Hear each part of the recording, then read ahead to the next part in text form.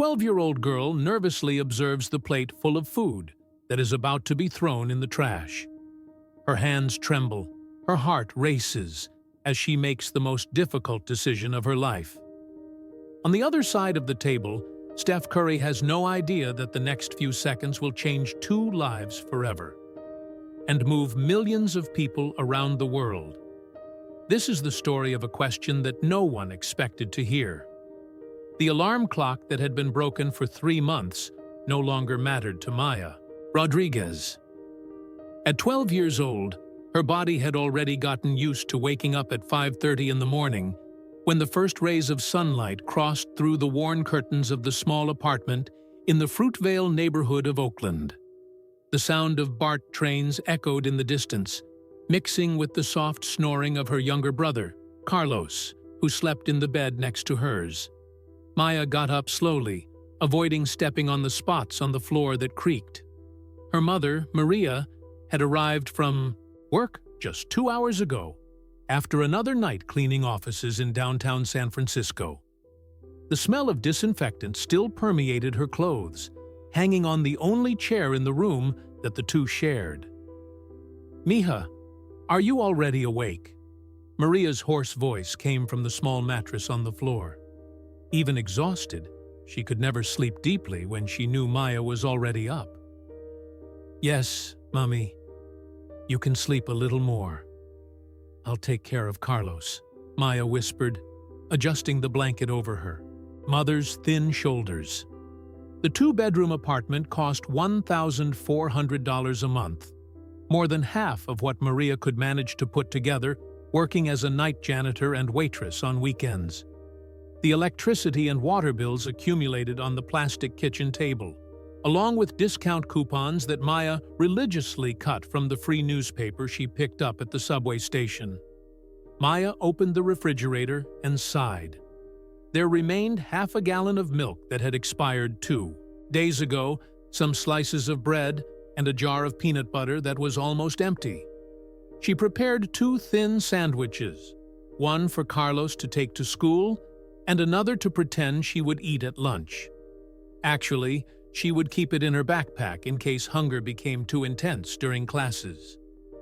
"Carlos, come on, hermanito," she called softly, shaking the 7-year-old boy's shoulder. "School won't wait." Carlos opened his big dark eyes, so similar to hers. "I'm hungry, Maya." "I know. I made a sandwich for you. And today is Wednesday. There's pizza at school." Carlos's face lit up. The free school meals were what sustained the 2 siblings during the week. Maya had memorized the menu. Mondays, spaghetti with meatballs. Tuesdays, chicken with rice. Wednesdays, pizza. Thursdays, hamburger. Fridays, fish sticks. On weekends, things got more difficult. While Carlos showered in the shower that sometimes failed, Maya arranged her school clothes, a pair of jeans that was already getting short and a blue blouse she had received from the school's donation program the previous year. She brushed her long black hair, tying it with a worn elastic band. In the cracked bathroom mirror, Maya looked at herself for a moment. Her eyes had a seriousness that was not common in girls her age. Since their father left 3 years ago, leaving only a letter saying he couldn't do it anymore, Maya had become the second adult in the house. "One day, I'm going to be a teacher," she said to her reflection, as she did every morning. "And I'm going to help families like ours." At Roosevelt Elementary School, Maya made an effort to keep up appearances. When friends asked about weekend plans or about new clothes they wanted to buy, she smiled and changed the subject. During recess, while other children played, Maya stayed in the library, studying or helping the librarian, Mrs. Chen, organize books. "Maya, didn't you eat lunch today?" Mrs. Chen asked, noticing that the girl had kept her sandwich in her backpack. "I'm not very hungry," Maya lied, concentrating on stacking the math books. The truth was that Maya had learned to economize. If she saved the morning sandwich and ate only the school snack, there would be food left for dinner. Carlos hadn't learned to do this cruel calculation yet, and Maya made sure he didn't need to learn it. That afternoon, when they arrived home, they found Maria sitting at the kitchen table counting coins. There were small piles of quarters, dimes and pennies scattered over the bills. Maria's eyes were red, not just from tiredness, but from worry. "How was school today?" Maria asked, forcing a smile while hiding an eviction notice partially under a book. "It was good, Mommy. Mrs. Patterson said my essay about my hero was the best in the class," Maya responded, sitting next to her mother. "Who did you write about?" "About you." Maria stopped counting the coins and looked at her daughter. For a moment, the tears she had been holding back threatened to appear. Mija." "It's true. You work harder than anyone I know, and you never give up on us." Carlos threw himself on the worn sofa, turning on the small TV that only picked up a few local channels. The sound of cartoons filled the heavy silence of the conversation between mother and daughter. "Maya, I know things are difficult," Maria said, lowering her voice, "but I promise it will get better. I'm trying to get more hours at the restaurant, and maybe—" "I know, Mommy, and I can help more. I can babysit children in the neighborhood or—" "No," Maria was firm. "Your responsibility is to study. That's what will get our family out of this situation." That night, after Carlos fell asleep watching TV, Maya helped her mother separate discount coupons. It was then that she found something special: a 50% discount coupon for Bay Area Beastro, a restaurant in downtown Oakland that she had seen from afar but never imagined entering. "Mommy, look at this," Maya showed the coupon. "How about if we use our coins from the emergency jar and go out to dinner on Saturday? Just this once." Maria looked at the coupon, then at the $37 in coins she had managed to collect.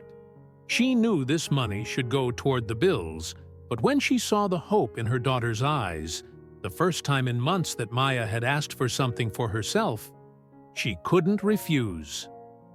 "Okay," Maria said, hugging Maya.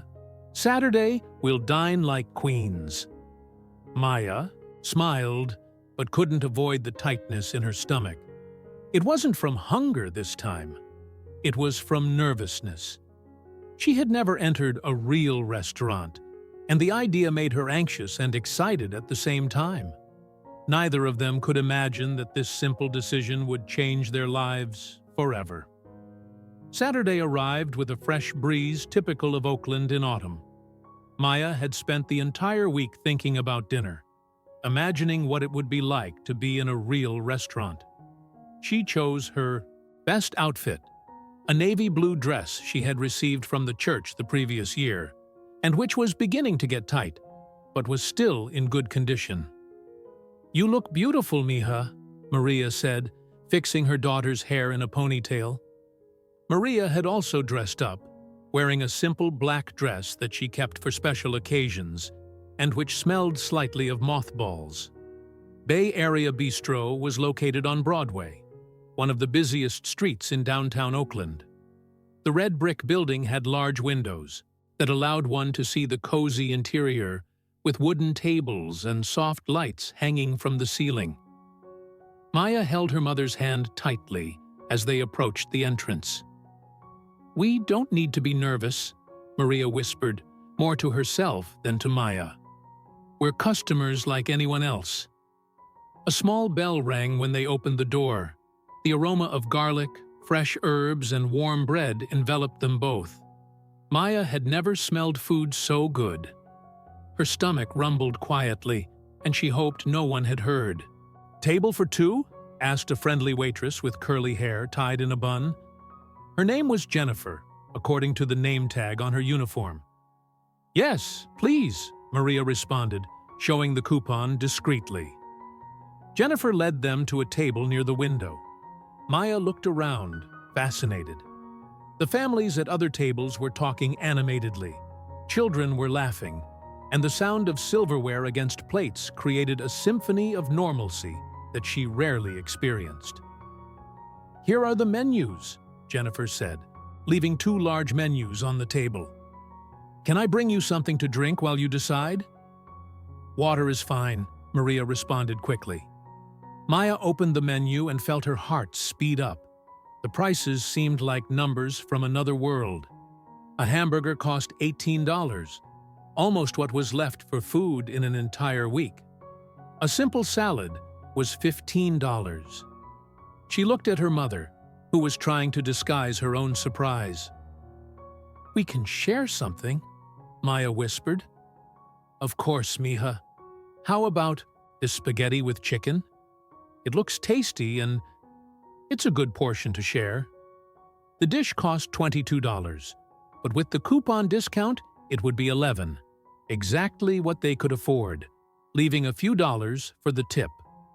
While they waited for the dish to arrive, Maya observed the other customers. There was a family with 3 children who had ordered appetizers, main courses, and desserts. An elderly couple shared a bottle of wine. Everyone seemed so comfortable, as if dining out was the most natural thing in the world. It was then that she saw them entering. 3 men headed to a table on the other side of the restaurant. The tallest one, with dark skin and a warm smile, wore a casual jacket and white sneakers. Maya recognized him immediately.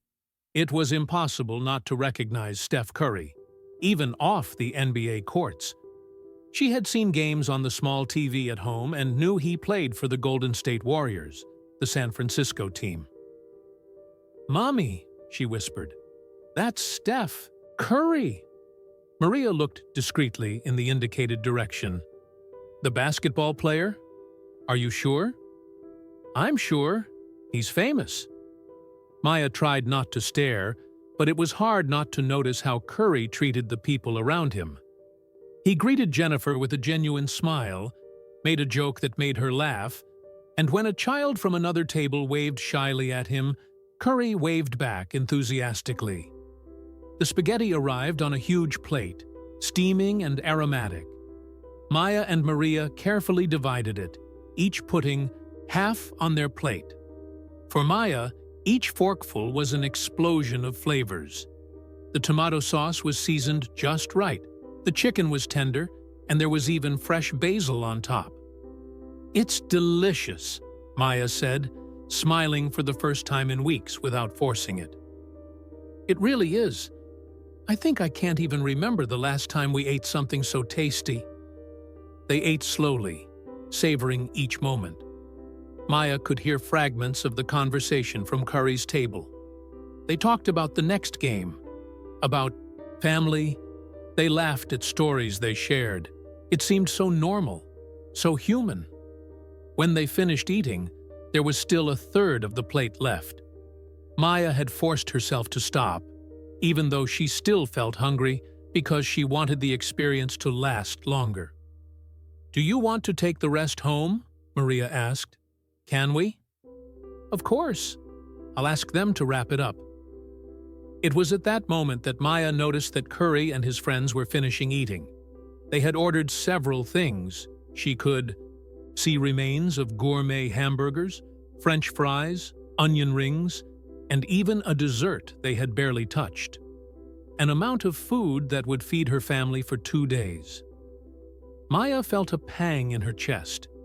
It wasn't envy, exactly. It was more a painful awareness of the difference between worlds.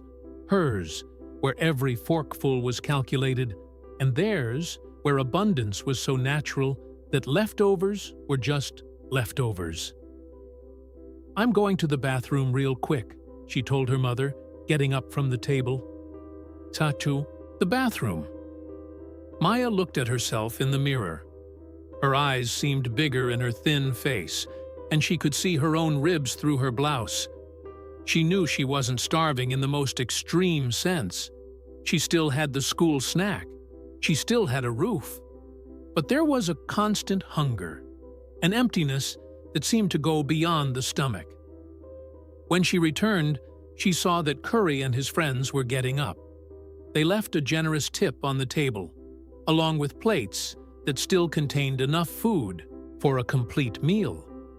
Jennifer began cleaning the table, stacking the plates to take to the kitchen. Maya stopped in the middle of the path. Her heart began beating so hard that she could hear it in her ears. Her hands became sweaty.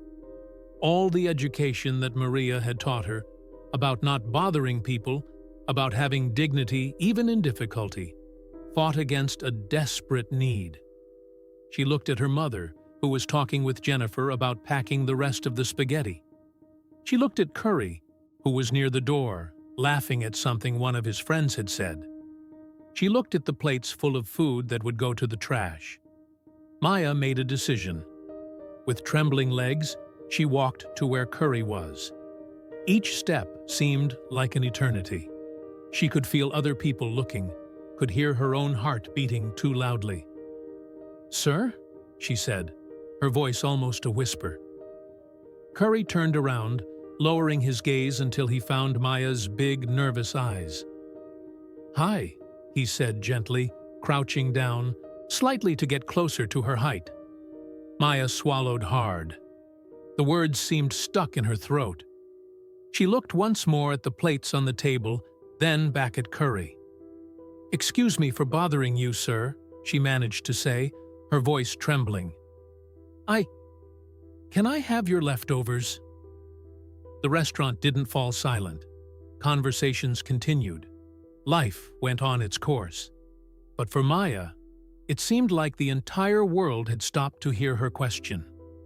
Curry looked at her for a long moment, and Maya saw something in his eyes that wasn't pity, wasn't judgment.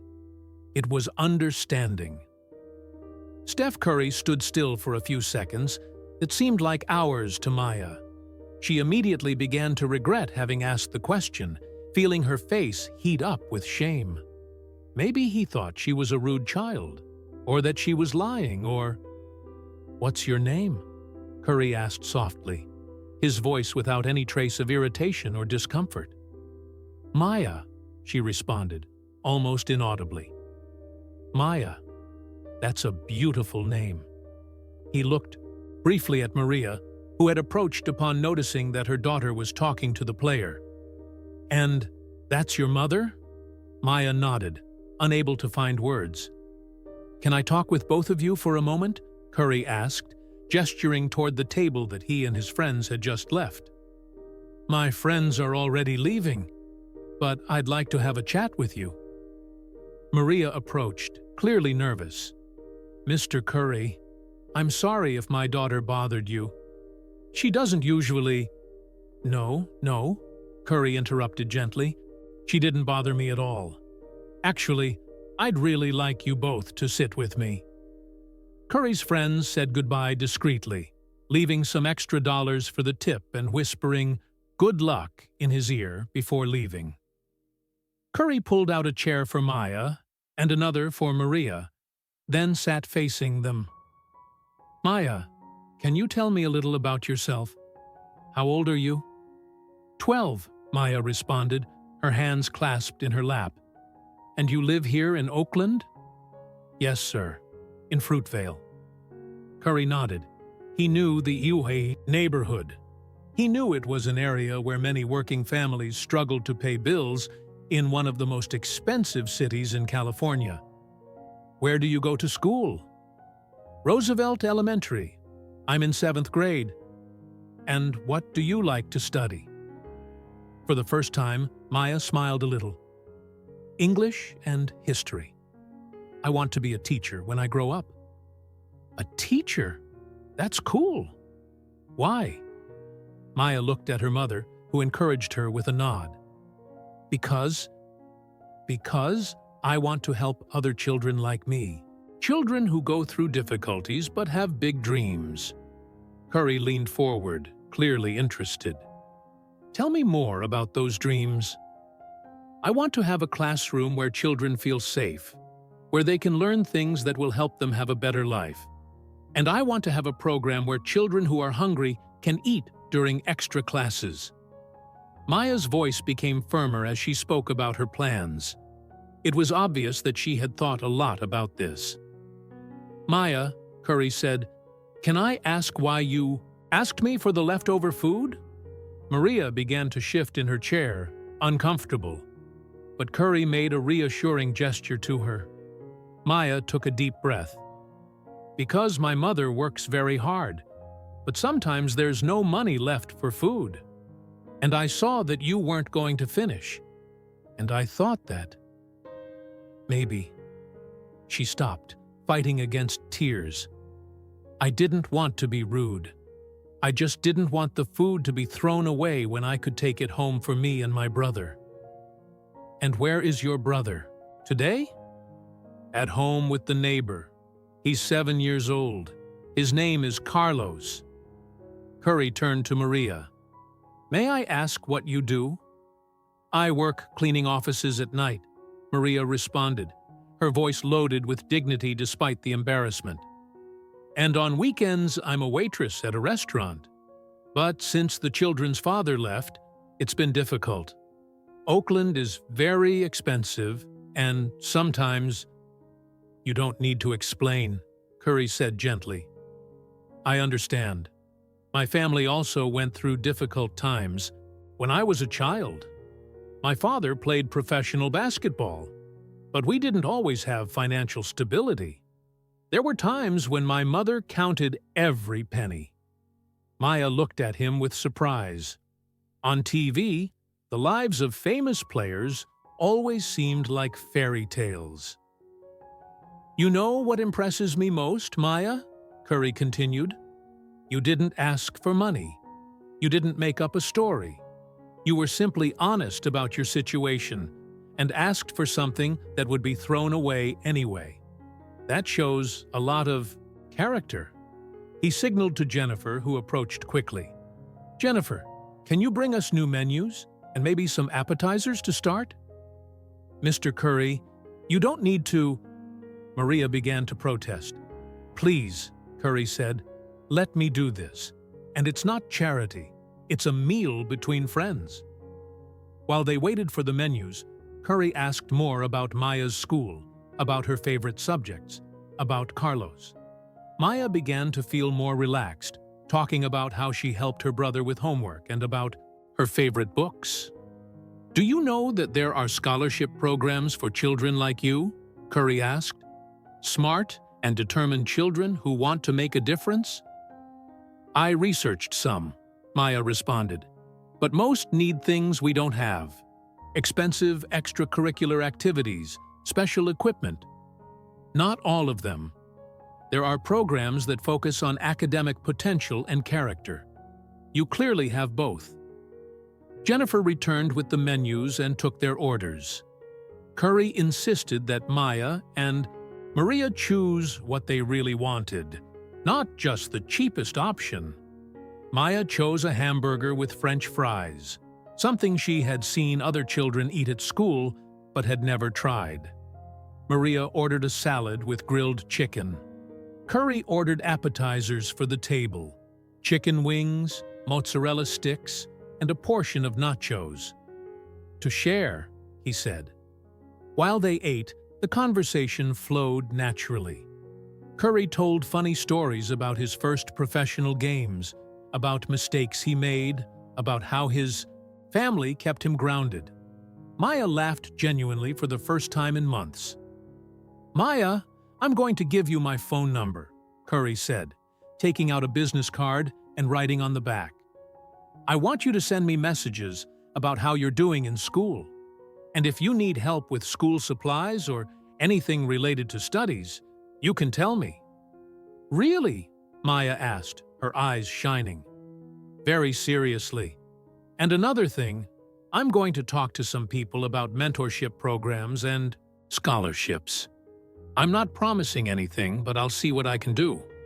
He turned to Maria. "And ma'am, if it's not too invasive, I'd like to help with some practical things. Not as charity, but as an investment in the future. Maya clearly will go far in life, and I want to make sure she has the tools to get there. Maria began crying silently. I don't know how to thank you. You don't need to thank me. Just continue raising this incredible girl you're already raising. When the meal ended, Curry not only paid the bill, but also gave Maria an envelope with enough money to cover grocery shopping for several weeks. For emergencies, he said simply. In farewell, Curry hugged Maya and whispered, "Keep dreaming big, okay? And send me a message next week to tell me how school went." What none of them knew was that Jake Morrison, a young man sitting 2 tables behind, had discreetly filmed the entire interaction with his phone. Jake was a journalism student at UC Berkeley and recognized both the importance and beauty of the moment he had witnessed. That night, while Maya fell asleep hugging the card with Curry's number, Jake posted the video with the caption, "This is what a real hero looks like. Compassion in action. Steph Curry.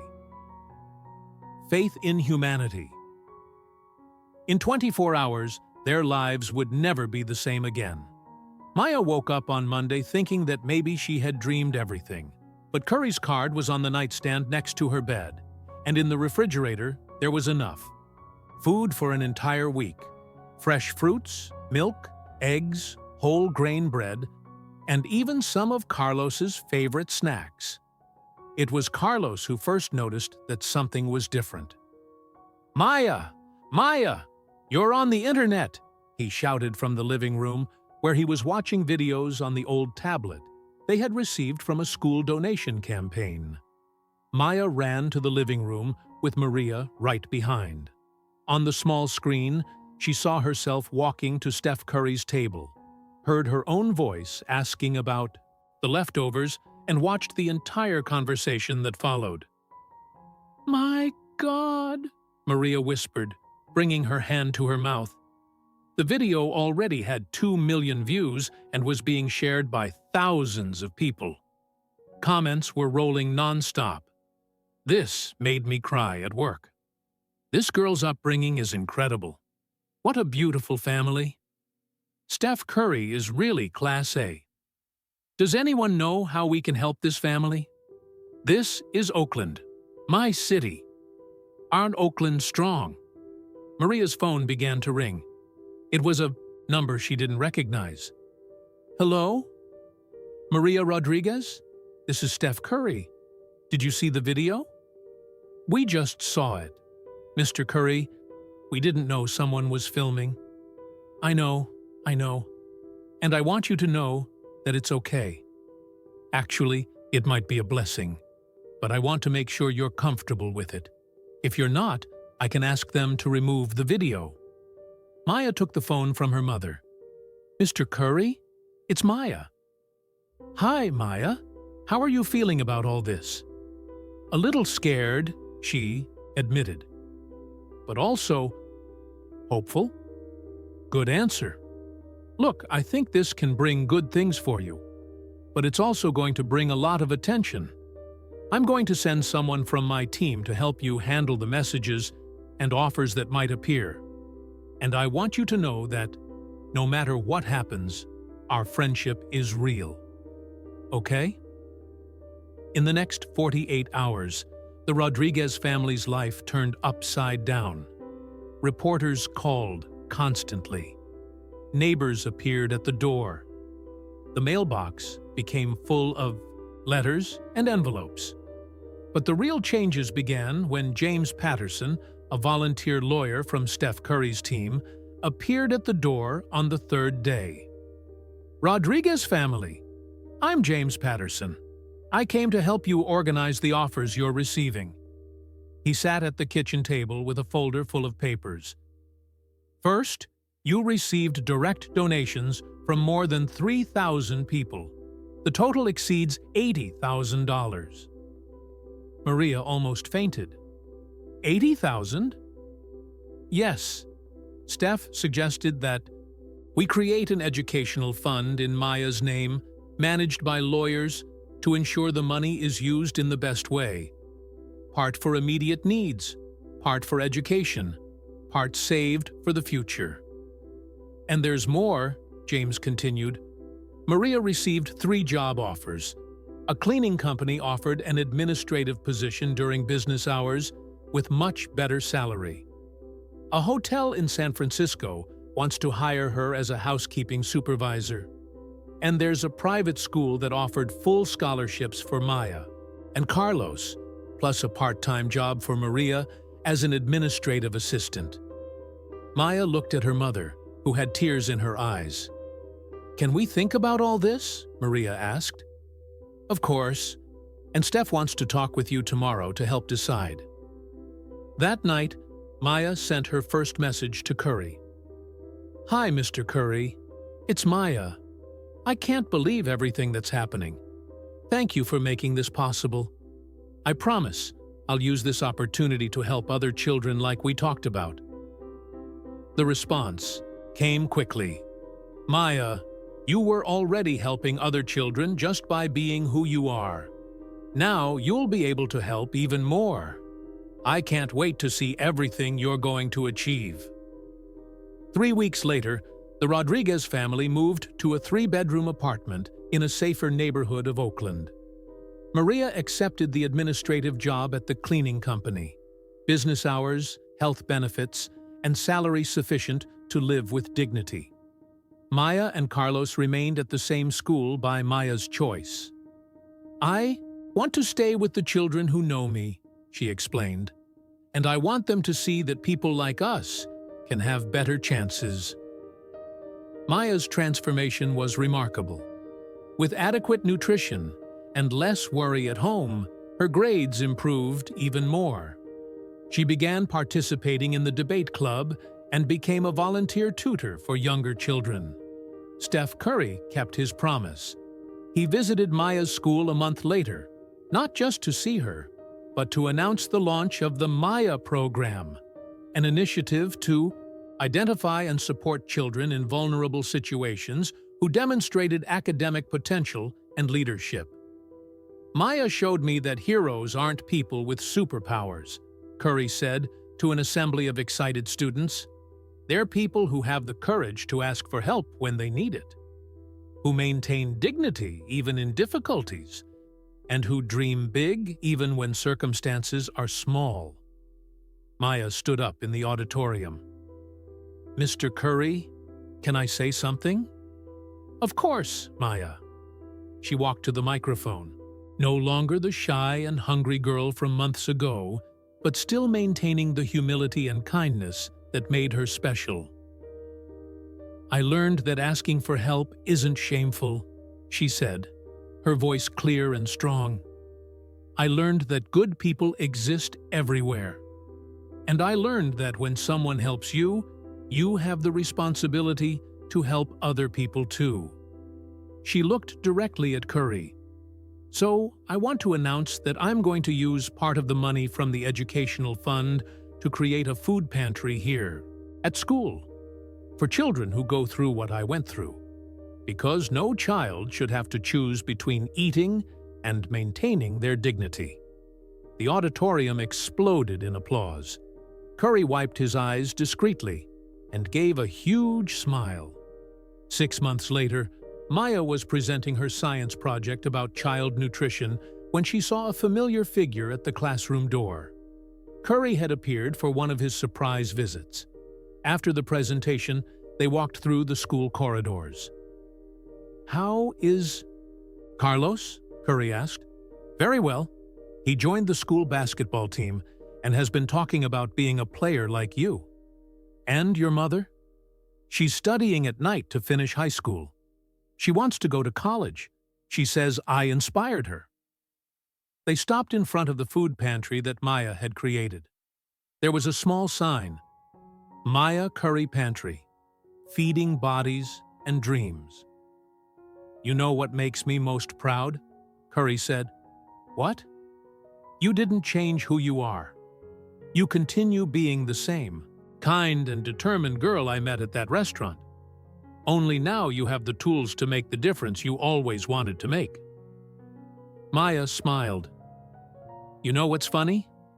Sometimes people ask me if I regret having asked that question at the restaurant. If it wasn't embarrassing. And what do you answer? That it was the best decision of my life.